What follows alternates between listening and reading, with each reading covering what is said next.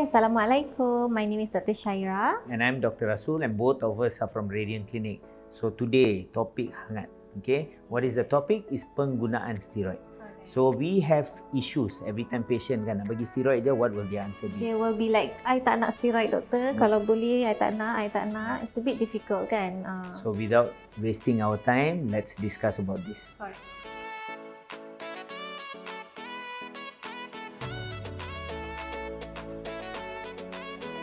Okay, boss. Yep. So, what exactly is steroid ni? Apa benda-bendanya sebenarnya? So steroid ni adalah macam, okay, first of all steroid boleh ada tablet atau oral atau topical yang sapu-sapu semualah.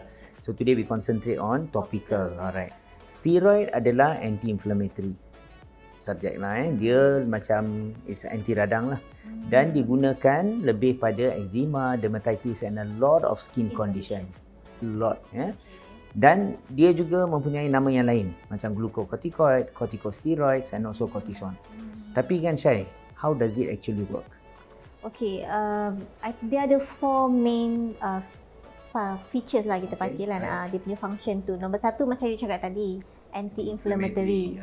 So kalau kita tengok pun, a lot of skin conditions involve inflammation of the skin, betul tak? So that's why steroid is widely used in skin condition like eczema, psoriasis and many other conditions lah. So satu sebab efek dia adalah anti-inflammation ataupun mengurangkan keradangan kulit. Yang kedua, dia ada efek immunosuppressive. Maksudnya dia tolong suppresskan immunology activity pada badan ataupun kulit lah. So that's why it is also being used in autoimmune condition. So steroid ni juga kita guna untuk autoimmune condition. Yang ketiga, dia ada anti-proliferative effect. Yang ni biasanya kita anti-proliferative ni maksudnya macam condition kulit yang kulit tu tumbuh berlebih-lebih. Contohlah macam psoriasis kan. Psoriasis kan very scaly, thick because of the high proliferation of the skin. So steroids ni bantu untuk kurangkan benda tu. So that's why it is being used in psoriasis like condition. And last but not least, it is ada vasoconstrictive effect. So bila kita ada inflammation ataupun keradangan, kita punya vessels dilated. Dia akan release a lot of inflammatory mediators. So bila kita pakai steroid ni, dia ada vasoconstriction effect. So dia akan indirectly kurangkan the inflammation process juga. So this is actually how steroid works, especially topical steroids, and why it is used for flare up punya sakit Kalau time tengah flare up, time tengah ada active disease. If we don't use steroid, you won't see any improvement. So that's why you have to understand steroid ni macam kita perlu guna. Cuma It's your first line lah. It's your first line kan. You just need to use it correctly. Alright. Okay, so boss, macam kita tahu, topical steroid ni dia ada banyak potensi ataupun orang kata kekuatan lah. So apa yang memainkan peranan yang menentukan kekuatan ubat topical steroid itu? There's 4 main thing lah. Nombor 1, specific molecule dia. Alright. Nombor 2 pula is definitely formulation. Jenis apa? Cream ke, ointment ke, lotion ke kan. Nombor 3, absorption rate through the skin. That means kan dia boleh from 0.25% to 3%. Dan nombor 4, definitely how much does it reach that target cell. So these are the 4 things. Based on 4 things, is macam mana potent the cream is. Determine, correct. Tapi one more thing we should know lah, kulit kita ni ketebalan dia berbeza-beza. Alright, our skin thickness is very different. Yang paling nipis actually is kelopak mata. Alright, so area eyelid. So nombor 1 area macam eyelid, bahagian kemaluan, pelipat, folds. These are the areas macam absorption it will be very high absorption. So no point using a very strong steroid di bahagian ni. Must be very careful sebab mungkin ada side effects that. So these are the areas yang biasa kita akan pakai cream yang low potent steroid lah. Then areas macam tapak tangan dengan tapak kaki yang paling tebal. So you guna cream yang ringan-ringan kat sini, no point at all lah, tak jalan. So doctors or we guys will actually give strong potency punya steroid for these areas. So this is how potency of steroids are. Alright? So Shine, can you explain sikit about this formulation ni? Okay, topical steroid ni boleh ada dalam banyak form lah kan. Yang paling common kita guna is cream or lotion type because dia macam sesuai untuk almost all of the areas. But there are also other forms available for specific areas. Contoh macam ointment. Ointment ni dia macam berminyak sikit. So ointment ni biasa kita akan guna dekat area yang very very dry, crack, and also dekat area yang non-hairy skin lah. And then tapi sebab dia ni berminyak, we have to be careful a bit because it can have that occlusive effect and boleh menyebabkan folliculitis dengan milia lah.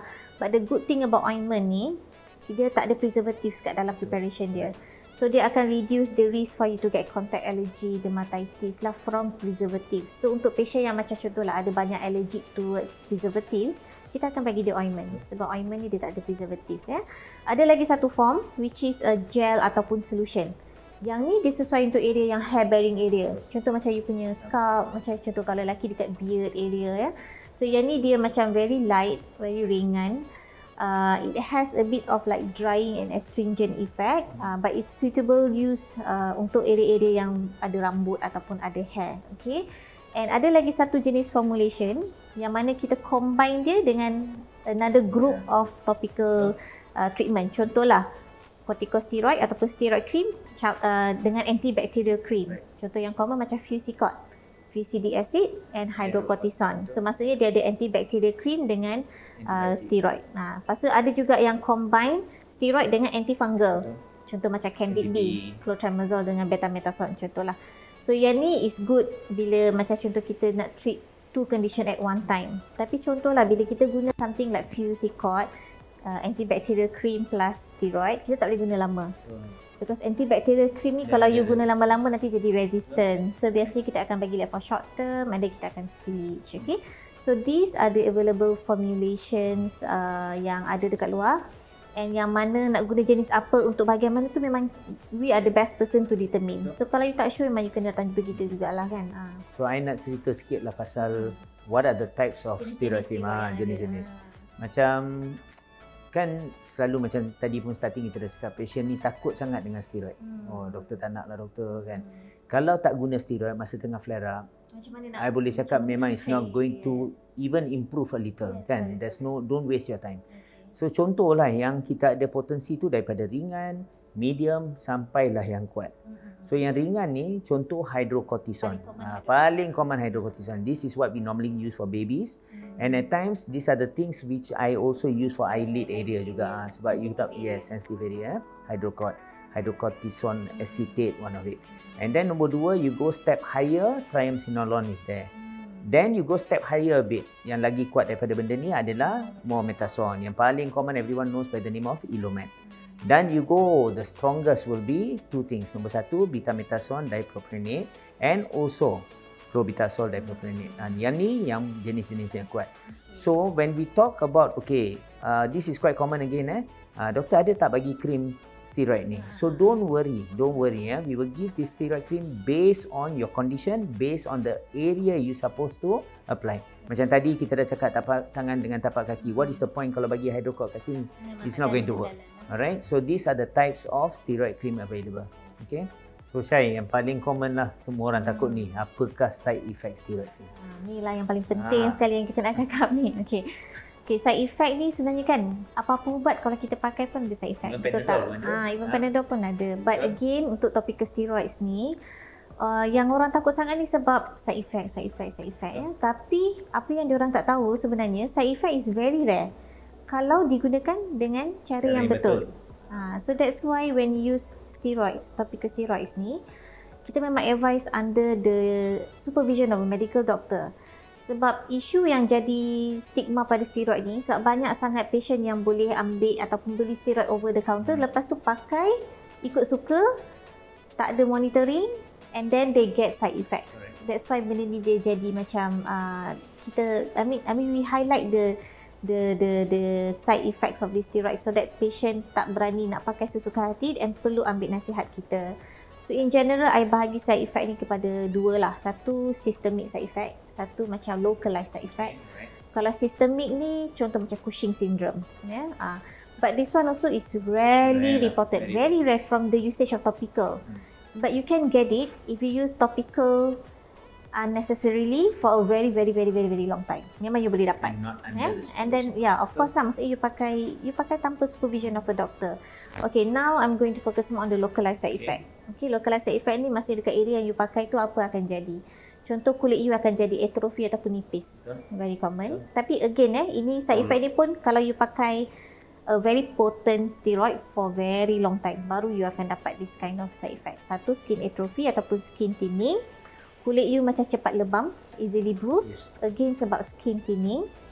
Lepas tu you can also get telangiectasia. Telangiectasia ni maksudnya yang broken capillary tu. And you can also get hypertrichosis. Hypertrichosis ni maksudnya macam increase hair growth lah dekat certain area. So these are the like localized side effect.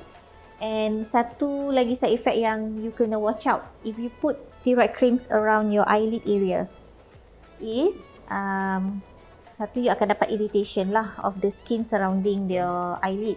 And kalau you guna terlalu lama without any supervision, salah penggunaan, you can get glaucoma ataupun cataract. So have to be careful. And another question that people always ask, kalau pregnant, safe tak pakai steroid creams? Actually it's very safe but usually kita akan try to stick with low to moderate potency sahajalah.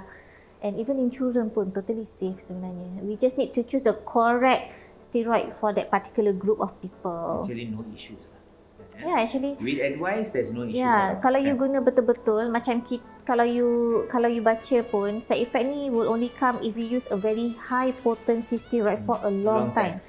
And kalau kita sebagai doctors, we won't give steroid potent steroid for very long. Actually the problem is dia mungkin jumpa doktor. Tapi lepas tu dia saja pergi beli because that thing nampak berkesan. And then dia pergi farmasi beli berterusan for few months. Yang tu lah problem. And lagi satu, contohlah datang jumpa doktor, ambil ubat steroid semua, lepas tu tak datang for follow up. Lepas tu dia keep on using the same steroid cream for a long time, padahal usually we will try to taper down the steroids from a very strong, kita akan tukar kepada moderate or mild ataupun yang non-steroidal punya medication. So follow up is also a very important component. Very important. Right. Okay boss, why don't you just bagi tahulah as a guideline how much to apply per area? Apa guideline yang diorang boleh gunakan? So guideline ni biasa kita guna macam based on fingertip unit this area, that one. Fingertip, okay. Alright, so contohlah one fingertip ni can give 0.5 gram for a male and 0.4 for a female. Tapi untuk guna untuk kanak-kanak pula, based on around 4 years old ke apa-apa, you can use 1/3. And then kalau baby 6 months to 1 year, you can use quarter pula, suku daripada apa yang you guna untuk dewasa. Now area comes into play lah. Untuk dewasa, contoh kita nak guna untuk muka dengan leher, it's actually 2.5 fingertip unit. Contoh nak guna untuk tangan, 1 unit. Contoh nak guna untuk arm, is 3 unit. Kaki saja, your foot alone is actually 2 unit. The whole leg 6 unit. Kalau body lah patient nak guna untuk depan dan belakang, whole body is about 14 unit, 14 units. And also kalau nak guna entire body, then it's about 40 unit. Jadi banyak kan. And usually kalau macam area kecil je, we just pakai dab ratakan macam tu je kan. And macam tadi pun, what I still want to stress this, please see a doctor. Jangan just kita guna steroid lepas tu kita sambung guna saja. That is where whatever side effect you cakap tu akan datang kan. So normally when we give steroid creams, it will be minimum pun lebih kurang 5 hari, and then we might go to about 2 weeks lah, based on how severe. And later on kita akan convert to a milder steroid atau mungkin tak ada steroid. That is where tadi you cakap tu follow up tu paling penting.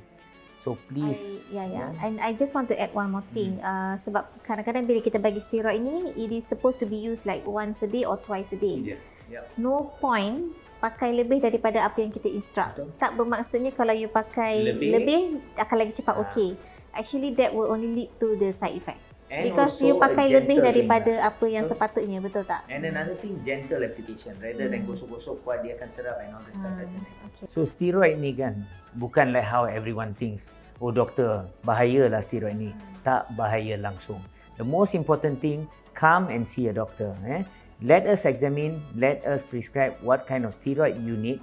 kat mana area dia, macam mana kita nak taper, and don't ever forget your follow up. Kalau kita suruh datang lepas minggu atau 2, please come for us to assist you. Alright? Betul tu.